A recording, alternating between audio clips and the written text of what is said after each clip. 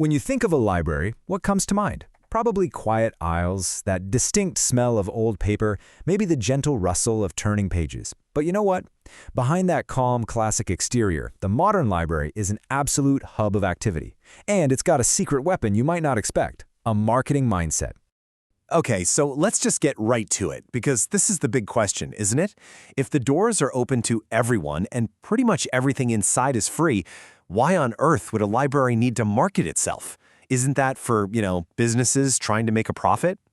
Well, the answer is actually a fascinating story about how one of our most important public institutions is evolving to survive and thrive. So, to really get why libraries are embracing marketing, we first have to understand the incredible pressures they're facing right now. In the 21st century, it is not the same world it was even a few years ago. Yeah, see, today's libraries don't operate in a bubble. They are right in the middle of this complex web, constantly juggling the needs of their community, the demands of the people who provide funding, and the policies set by governments. Every single one of these connections, from technology to the economy, creates a new pressure, forcing them to adapt just to stay relevant. And these pressures, they're coming from all sides. You've got massive competition from the internet, where everything feels instant. They're often dealing with shrinking budgets at the exact same time the cost of books and digital materials is going up. And let's be honest, our expectations as users are way higher than they've ever been. All these challenges are forcing libraries to think a whole lot smarter about how they serve us. So, with all that going on, libraries have found an answer in a place that might seem a little strange: the world of marketing. But, and this is really important, we need to be super clear about what marketing actually means in this context. There are so many myths out there. People hear marketing and they immediately think of profits, pushy salespeople, and flashy ads. But in the library world, it is the complete opposite. It's really a philosophy that's all about understanding you, the user, and making sure the library is providing real, actual value that meets your needs. It's not some extra task. It's a fundamental shift in mindset. This formal definition really gets to the heart of it. Just look at those key words: creating, communicating, and delivering value. It's all about building a relationship. So the most crucial point here is that library marketing isn't about pushing a product, it's about a deep, deep commitment to serving the community. And this quote just nails it. It perfectly illustrates that shift in thinking.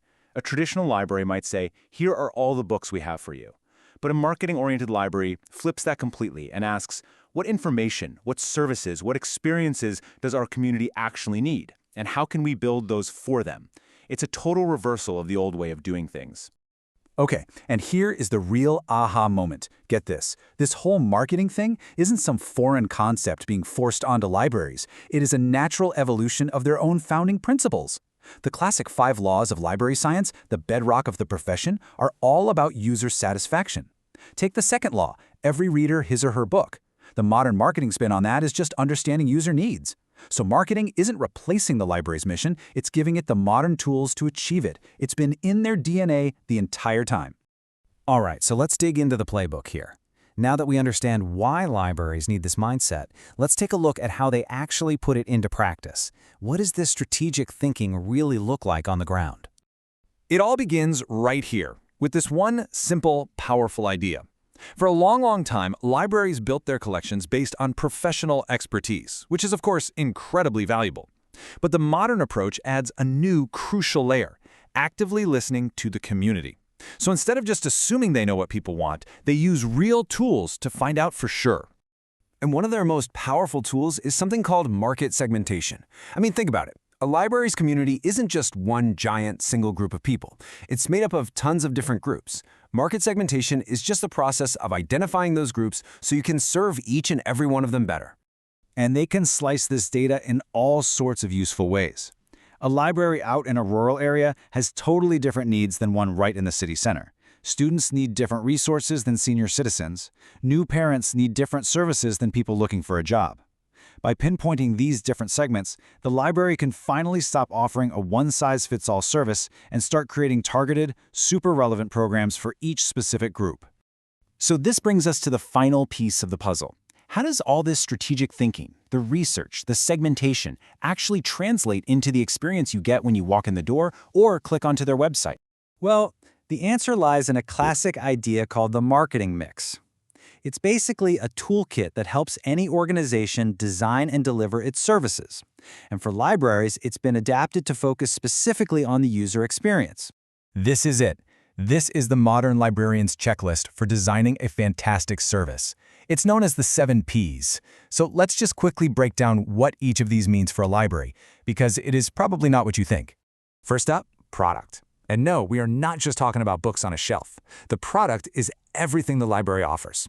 Job-seeking workshops, access to super expensive online databases you could never afford on your own, a quiet place to work, 3D printers, and of course, the expert help of a librarian. It's the entire bundle of value.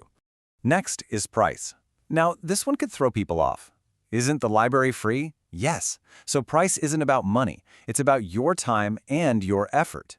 Is the website a pain to use? Is it hard to find what you need? A good library is always working to lower this price by making everything as easy and efficient as possible.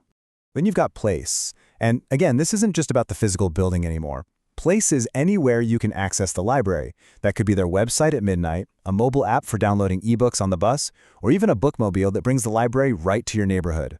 Promotion, this is another one of those words that can sound a little corporate, but really it's just about communication. It's letting people know what awesome resources are available to them. It's that email newsletter telling you about new arrivals, or the poster for a kid's story time. It's just making sure all this value isn't left on the table undiscovered. People. This one is absolutely critical. They're the heart and soul of the library.